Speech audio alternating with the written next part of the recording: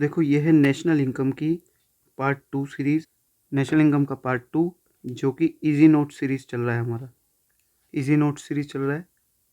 Last video में हमने ये सीख लिया था कि जीडीपी, एमपी क्या होता है, ग्रोस और नेट में क्या डिफरेंस होता है, डोमेस्टिक और नेशनल में क्या डिफरेंस होता है, एट्सेट्रा। अब हम करेंगे न्यूमेरिकल्स। तो सबसे पहले देखेंगे इनकम मेथड, इनकम मेथड इसे लिखेंगे। देखो 3 मेथड होते हैं, लेकिन सबसे पहले इनकम मेथड देखेंगे। सबसे पहले हमें इसमें निकालना है जीडीपी एमपी। क्या? GDP MP. अब जो जीडीपी एमपी निकालते हैं इनकम मेथड से, उसका फॉर्मूला होता है COE plus OS plus MI plus dep plus NIT. अब ये सीओई, ओएस, एमआई, डैप और एनआईटी ये क्या होता है, और इन सबको अगर जोड़ देंगे तो मिल जाएगा हमारा जीडीपी एमपी इनकम मेथड से। तो पहले देखते हैं सीओई का क्या मतलब है। सीओई, देखो दोबारा से यहाँ पर फॉर्मूला लिखते हैं पहले कि जो हमारा जीडीपी एमपी है उसको निकालने के लिए हमें क्या करना पड़ेगा, COE plus OS plus MI plus dep और प्लस एनआईटी। ठीक, ये करना पड़ेगा, इन सबको प्लस करना पड़ेगा। अब देखो सीओई क्या होता है, तो सीओई की फुल फॉर्म है कंपनसेशन ऑफ एम्प्लॉयज़। इसे हिंदी में बोलते हैं कर्मचारियों का पारिश्रमिक। ठीक, कर्मचारियों का पारिश्रमिक। ठीक है, तो ये क्या होता है, यानी कर्मचारी को कितना पैसा मिल रहा है, कितनी टोटल उसको जो है अमाउंट मिल रहा है, टोटल उसको अमाउंट मिल रहा है काम करने का। अब देखो अगर एग्जाम में या क्वेश्चन पेपर में अगर कंपनसेशन ऑफ एम्प्लॉयज़ दे रखा है क्लियर तो उसे यहाँ ऐड कर देंगे। अगर नहीं दे रखा तो उसके कुछ पार्ट्स दे रखे होते हैं। वो पार्ट्स कौन से होते हैं, वो 4 पार्ट्स होते हैं। देखो वो 4 पार्ट्स होते हैं। पहला वेजेस एंड सैलरी, हिंदी में इसका नाम है मजदूरी व वेतन। दूसरा इसका पार्ट है वेजेस एंड सैलरी के अलावा free food and clothes by employer, यानी मालिक द्वारा मुफ्त कपड़ा व भोजन, मालिक द्वारा मुफ्त कपड़ा व भोजन।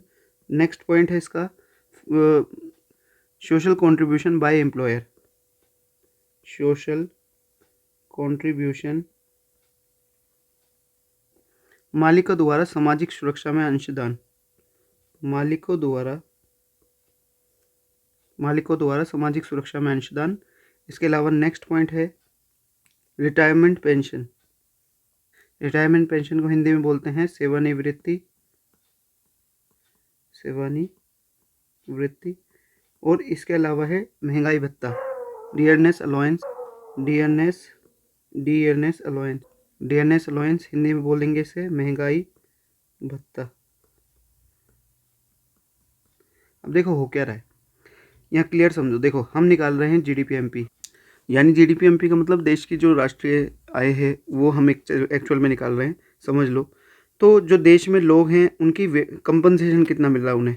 कंपनसेशन का मतलब हुआ कि उन्हें वेजेस एंड सैलरी, मान लो एक आपको मालिक की तरफ से मजदूरी मिल रही है 5,000 रुपये, आपको मुफ्त कपड़ा और भोजन भी मिल रहा है हर महीने 2,000 रुपये का, और आपको सामाजिक सुरक्षा में वो आपके प्रोविडेंट फंड वगैरह में पैसे डालता है आपका मालिक 1,000 रुपये। कितने हो गए, 5 और 2 7, 7 और 1 8, और वो आपको महंगाई भत्ता भी देता है 2,000 रुपये का हर महीने। तो एक्चुअल में वो आपको कितने पे कर रहा है, 5,000, 2,000 और ये 1,000 और ये 2,000, टोटल वो आपको पे कर रहा है कितना, मालिक आपको टोटल कितना पे कर रहा है, मालिक आपको टोटल पे कर रहा है 10,000। तो जो नेशनल इनकम है या जीडीपी उसमें कितना ऐड होना चाहिए, केवल आपकी वेजेस एंड सैलरी ऐड होना चाहिए या फिर टोटल जो है कंपनसेशन, तो उसी को बोलते हैं टोटल कंपनसेशन, यानी वो 10,000 ऐड होना चाहिए। ठीक, इसके बाद नेक्स्ट है ओएस। ओएस का मतलब क्या है, अब ये देखते हैं। अब ओएस का मतलब है ऑपरेटिंग सरप्लस। देखो ऑपरेटिंग सरप्लस को हिंदी में बोलते हैं प्रचालन अधिशेष। अब देखियो जो अगर मान लो आपको ऑपरेटिंग सरप्लस क्वेश्चन में दे रखा है एग्जैक्ट मान लो 200, तो इसे को जाके यहाँ पर फॉर्मूले में पुट कर देंगे। यहाँ पर लेकिन मान लो अगर आपको ये नहीं दे रखा तो आप क्या करोगे? मान लो आपको ये नहीं दे रखा तो इसके कुछ पार्ट्स होते हैं, वो दे रखे होंगे। इसके पार्ट्स क्या होते हैं? इसके पार्ट होते हैं, एक मिनट, इसके पार्ट्स हैं रेंट, इंटरेस्ट, रॉयल्टी और प्रॉफिट। इनके हिंदी में क्या नाम है? रेंट का मतलब है किराया, इंटरेस्ट का मतलब है ब्याज, रॉयल्टी का मतलब रॉयल्टी और प्रॉफिट का मतलब लाभ। अब मान लो आपको उसने क्वेश्चन में ये चारों चीज़ें दे रखी है, रेंट, इंटरेस्ट, रॉयल्टी और प्रॉफिट। मान लो ये आपको दे रखा है 50, ये भी 50, ये भी 50 और ये भी 50, टोटल मिला के कितना हो गया? 200। कितना हो गया टोटल? तो टोटल जो 200 है वो ऑपरेटिंग सरप्लस की जगह यहाँ पर हम ऐड कर देंगे, इसमें इसमें रख देंगे वैल्यू। तो हमारा जो है यहाँ पर रख के हमारा हो जाएगा सॉल्व। अब मेन चीज़ देखो, अब ये रेंट तो दे रखा होता है, कोई दिक्कत नहीं है इसमें, ठीक। लेकिन ये जो कई बार प्रॉफिट होता है ना, ये आपको वो टुकड़ों में देता है। प्रॉफिट के क्या टुकड़े होते हैं फर्दर देखते हैं।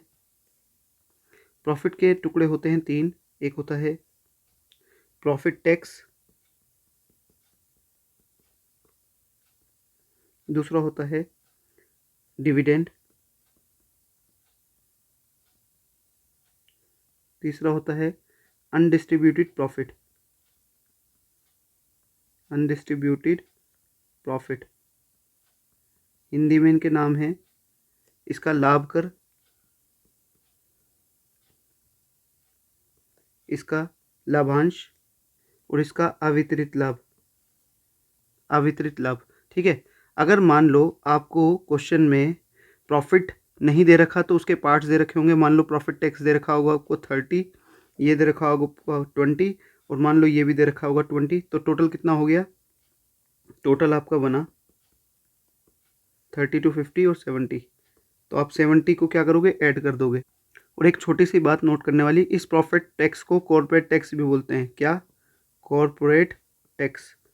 और इस अनडिस्ट्रीब्यूटेड प्रॉफिट को कॉर्पोरेट सेविंग भी बोलते हैं, ठीक है। यहाँ एक नोट में मतलब छोटा सा लिख देते हैं, बाकी जो भी होगा। अब देखो यहाँ पे मुद्दे की बात क्या है। मुद्दे की बात यह है कि जो प्रॉफिट है ना, क्या होता है, जो आपका मान लो आपने कंपनी है आपकी, आपने 70 रुपये प्रॉफिट कमाया, तो आपने प्रॉफिट का कुछ तो प्रॉफिट टैक्स दिया और कुछ अपने डिविडेंड अपने शेयर होल्डर्स में बांट दिया और कुछ आपने अनडिस्ट्रीब्यूटेड प्रॉफिट कंपनी में रख लिया। मान लो 30 रुपये आपने प्रॉफिट टैक्स दे दिया और 20 रुपये आपने अपने बाद डिविडेंड अपने शेयर होल्डर्स में बांट दिया और 20 रुपये आपने अपने पास रख लिया डिविडेंड, वो अनडिस्ट्रीब्यूटेड प्रॉफिट जो है कंपनी में लगाने के लिए। तो ये टोटल कितना बना? 70। तो ये इसलिए प्रॉफिट के पार्ट्स बनते हैं। अगर ये आपको प्रॉफिट पूरा एग्जैक्ट दे रखा है और ये टुकड़े भी दे रखे हैं तो इन टुकड़ों को हम नहीं छुएंगे, टुकड़ों को हम नहीं छुएंगे अगर हमें प्रॉफिट दे रखा है तो। इसके बाद तीसरा है एम आई। एम आई का मतलब क्या होता है वो लिखते हैं। एम आई का मतलब होता है हमारा, एम आई मतलब है मिक्स्ड इनकम। तो आपके लिए खुशी की बात यह है कि मिक्स्ड इनकम का कोई पार्ट नहीं होता, ये आपको क्लियरली दे रखा होगा। इसके बाद है आपका डैप। डैप का आपको पता ही है क्या? डेप्रिसिएशन।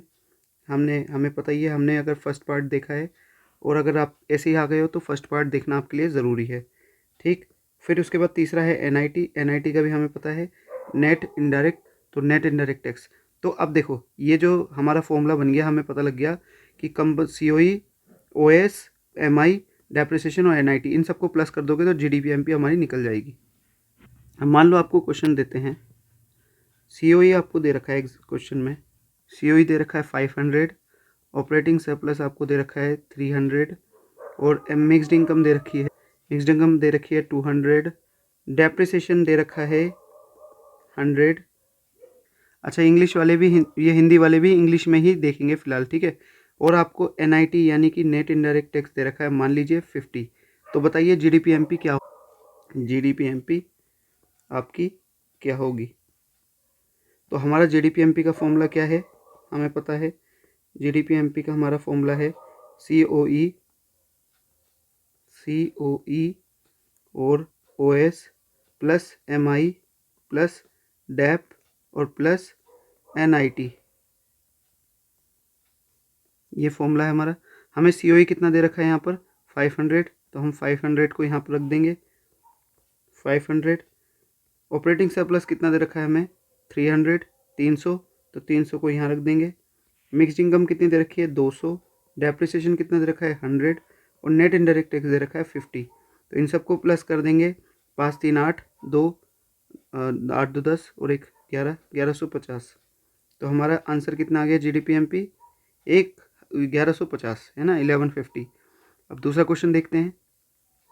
मान लीजिए दूसरा क्वेश्चन नंबर जो 2 है, आपको कंपनसेशन ऑफ एम्प्लॉयज़ दे रखा है इसमें 700, ऑपरेटिंग सरप्लस दे रखा है 300, आपको मिक्स्ड इनकम दे रखी है 200, आपको डेप्रिसिएशन दे रखा है मान लीजिए 100 और नेट इनडायरेक्ट टैक्स जो है आपको दे रखा है मान लीजिए 200। ठीक है, और बोल रखा है GDP-MP निकालो। तो GDP-MP का फॉर्मूला क्या है हमारा GDP-MP COE plus OS plus OS plus MI plus debt plus NIT। ठीक, अब COE कितना दे रखा है आपको 700 है ना, यहाँ पे देखो। ऑपरेटिंग सरप्लस आपको कितना रखा है 300 और मिक्स्ड इनकम कितना दे रखा है 200, डेप्रिसिएशन कितना दे रखा है 100 और नेट इनडायरेक्ट टैक्स आपको कितना दे रखा है 200। ठीक, हम इन सबको ऐड कर देंगे 7 3 10 12 13 13 2 15। तो आपका कितना आ गया है 1500 आंसर आ गया आपका GDP-MP। ठीक, एक और क्वेश्चन देखते हैं, क्वेश्चन नंबर 3, जिसमें आपको कंपनसेशन ऑफ एम्प्लॉयज़ दे रखा है मान लीजिए 500 और ऑपरेटिंग सरप्लस आपको नहीं दे रखा। इसमें ऑपरेटिंग सरप्लस नहीं दे रखा, क्या दे रखा है रेंट 100, इंटरेस्ट 50, प्रॉफिट दे रखा है आपको 50 और आपको मिक्स्ड इनकम दे रखी है 300, डेप्रिसिएशन दे रखा है 100 और NIT यानी कि नेट इनडायरेक्ट टैक्स दे रखा है 50। अब वो बोल रहा है कि GDP-MP निकालो। ये आपको दे रखा है COE compensation of employees 500, rent interest and profit दे रखा है। ये क्या होता है हमारा ऑपरेटिंग सरप्लस। तो देखो हमारा यहाँ पर क्वेश्चन हम फॉर्मूला लगाएंगे।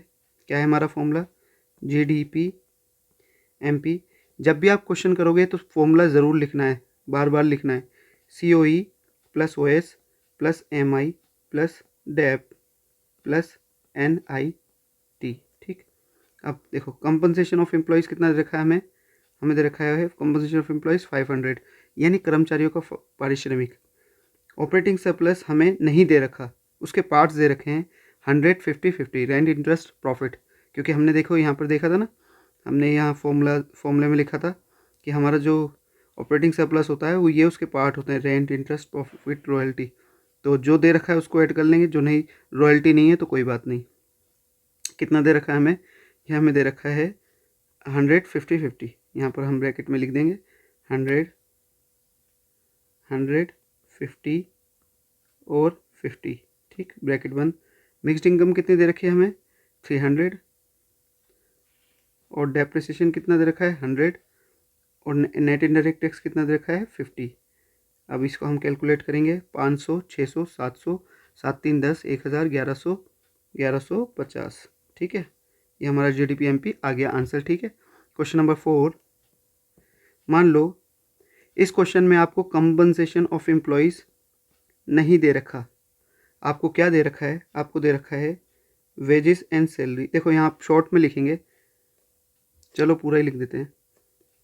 वेजेस एंड सैलरी आपको दे रखा है 300 और फ्री फूड एंड क्लोथ्स आपको दे रखा है 200 और सोशल कंट्रीब्यूशन बाय एम्प्लॉयर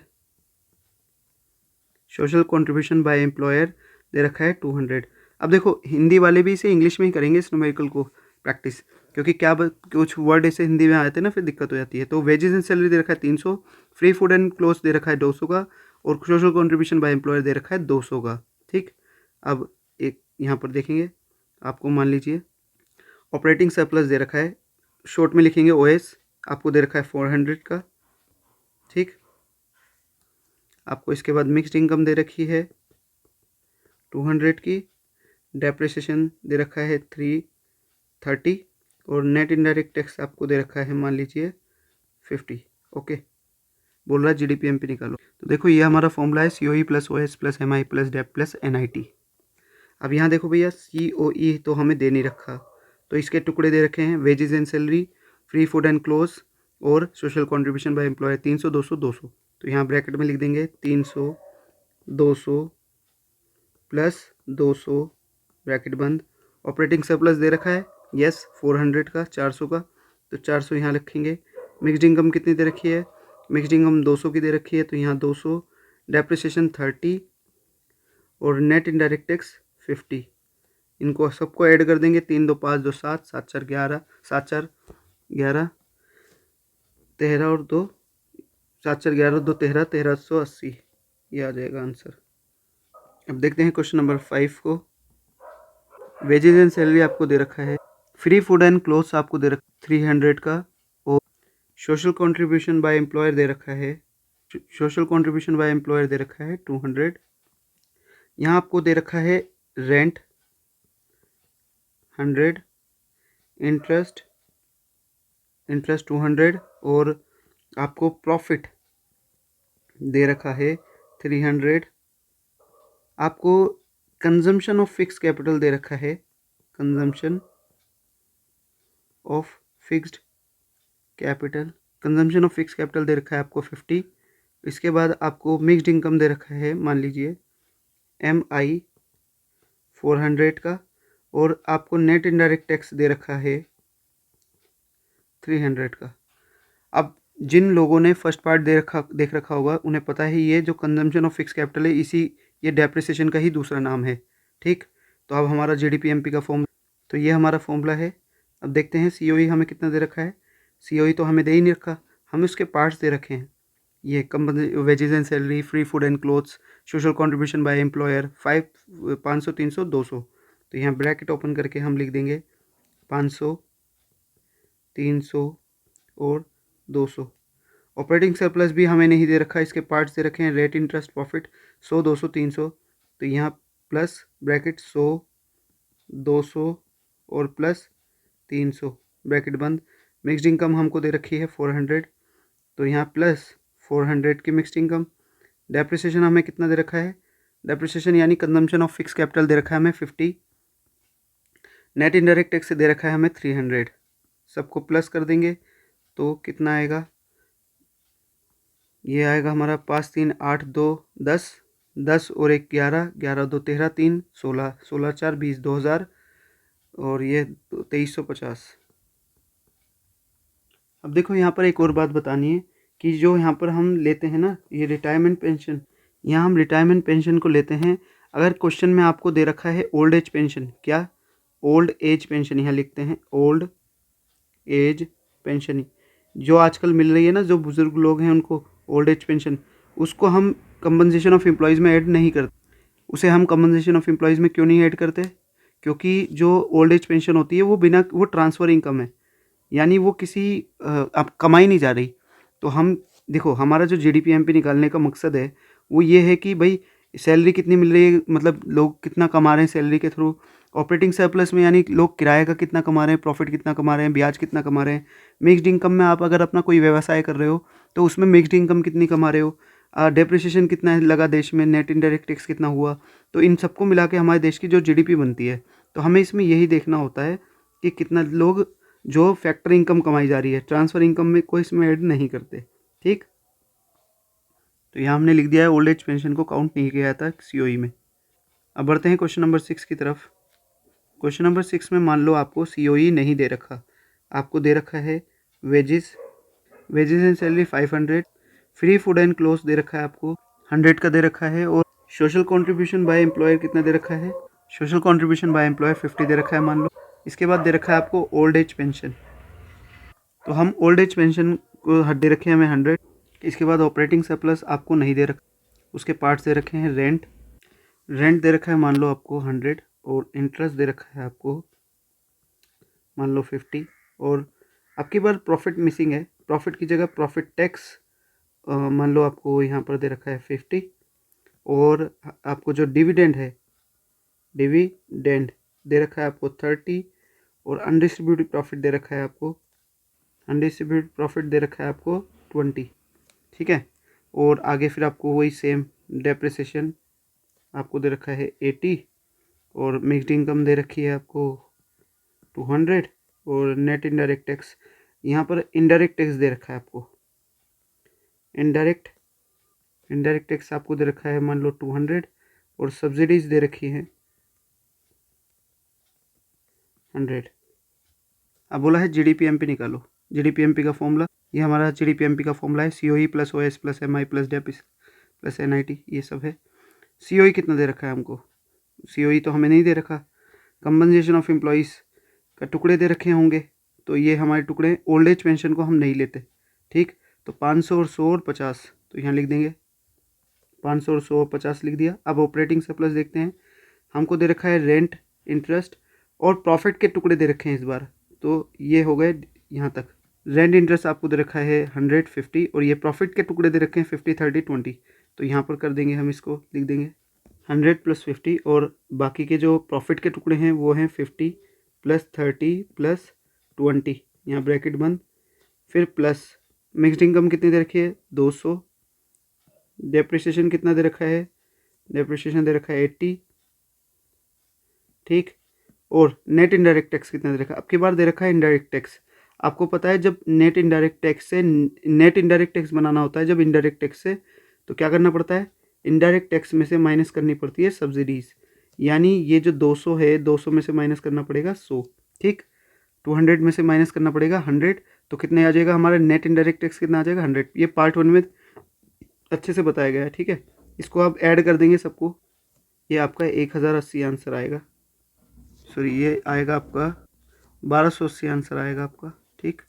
अब क्वेश्चन नंबर 7 करते हैं।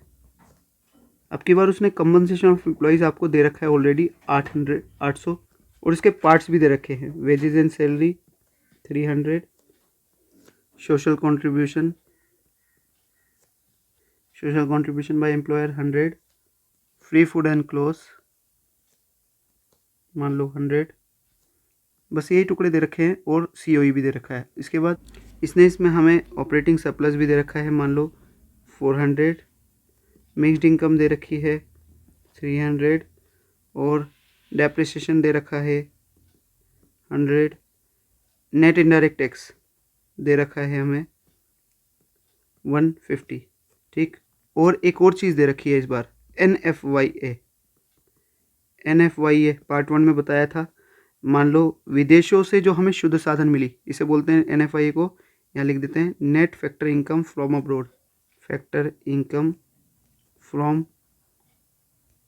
अब्रोड, ठीक है। डीपली तो उसमें बताया पार्ट 1 में, हिंदी में इसका मतलब होता है विदेशों से जो शुद्ध साधन आय मिली, शुद्ध, ठीक। मान लो हमें मिली 50। अब क्वेश्चन में जीडीपीएमपी निकाल, जीडीपीएमपी मांगा गया है। सबसे पहले जीडीपीएमपी का फॉर्मूला लिखेंगे, ये हमारा फॉर्मूला है।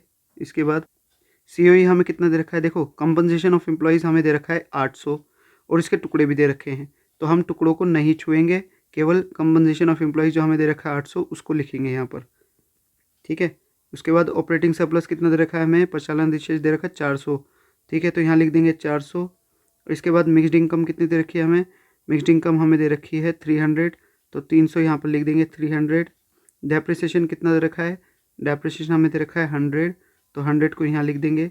इसके बाद हमारा क्या दे रखा है हमें, नेट इनडायरेक्ट टैक्स कितना दे रखा है 150, तो यहाँ लिखेंगे 150।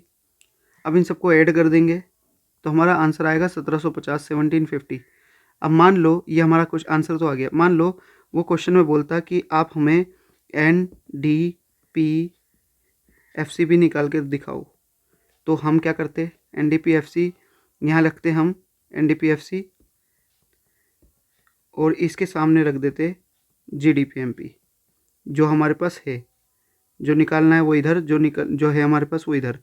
अब GDPMP में देखो ये नेट है, ये ग्रोस है, पार्ट 1 में बताया गया है कैसे करना है। जी बड़ा होता है, बड़े को छोटा करने के लिए माइनस, ग्रोस और नेट का डिफरेंस क्या होता है, ग्रोस और नेट का डिफरेंस डेप्रिसिएशन। अब इधर आ जाओ, डी और डी सेम है, कोई दिक्कत नहीं, और पी भी सेम है, बस फ़र्क है ये मार्केट MP है, ये FC है, तो मार्केट प्राइस बड़ा होता है, ये तो बड़े को छोटा करने के लिए माइनस क्या, इन दोनों का डिफरेंस NIT। अब इधर देखो GDPMP कितना है हमारा आंसर 1750 1750, तो यहाँ रख देंगे 1750। डेप्रिसिएशन कितना दे रखा है हमें, डेप्रिसिएशन हमें दे रखा है 100, हमें यहीं से पता है 100, और नेट इनडायरेक्ट टैक्स हमें दे रखा था 150। ठीक, इसको माइनस करेंगे तो कितना आएगा, ये हमारा आ जाएगा 1500। हमारा जो NDPFC आ जाएगा 1500। इस NDPFC को ही क्या बोलते हैं हम, डोमेस्टिक इनकम। अगर क्वेश्चन में बोलता है डोमेस्टिक इनकम निकालो यानी घरेलू आय निकालो, डोमेस्टिक इनकम बोलता है या घरेलू आय बोलता है, इसका मतलब वो क्या कह रहा है हमसे, NDPFC। ठीक, यानी वो हमसे डोमेस्टिक इनकम निकलवा रहा है। अब मान लो इसी क्वेश्चन में वो हमसे बोलता कि NNPFC भी निकालो, NNPFC भी निकालो, तो क्या करते हैं, तो हम यहाँ रखते हैं NNPFC और इसके सामने रख देते GDPMP। अब देखो जी बड़ा है नेट से तो माइनस डेप्रिसिएशन, और यहाँ डी ये डोमेस्टिक है नेशनल है, डोमेस्टिक छोटा होता है, छोटे को बड़ा करने के लिए प्लस क्या, इन दोनों का डिफरेंस जो कि होता है NFI है, और इसके बाद ये मार्केट प्राइस बड़ा है, बड़े को छोटा करने के लिए माइनस, सॉरी ये नहीं, मार्केट प्राइस बड़ा है, बड़े को छोटा करने के लिए माइनस क्या, इन दोनों का डिफरेंस NIT। ठीक, अब इधर देखो, अब देखो ये GDPMP हमारा था 1750, डेप्रिसिएशन था 100, net factor income from abroad कितना दे रखा था हमें, net factor income from abroad दे रखा है हमें 50, यहाँ प्लस 50 और माइनस नेट इनडायरेक्ट टैक्स तो हमें दे रखा है 150, तो ये हो जाएगा हमारा कितना आ जाएगा 1550। आंसर आ जाएगा हमारा 1550। ये है हमारा NNPFC। ये जो NNPFC होता है यही होता है हमारा नेशनल इनकम। यानी अगर वो बोलता है कि नेशनल इनकम निकालो तो इसका मतलब वो हमसे क्या मांग रहा है, इसका मतलब वो हमसे मांग रहा है NNPFC, इसी को बोलते हैं राष्ट्रीय आय। ठीक है, NNPFC। क्वेश्चन नंबर 8, आपकी बार देखो, आपको सिंपल मैंने बता दिया है कि कंपनसेशन ऑफ एम्प्लॉयज़ आपको दे रखा है 1000, कोई दिक्कत नहीं है। ऑपरेटिंग सरप्लस दे रखा है आपको 800, कोई दिक्कत नहीं है। मिक्स्ड इनकम आपको दे रखा है मान लो 500, और डेप्रिसिएशन आपको दे रखा है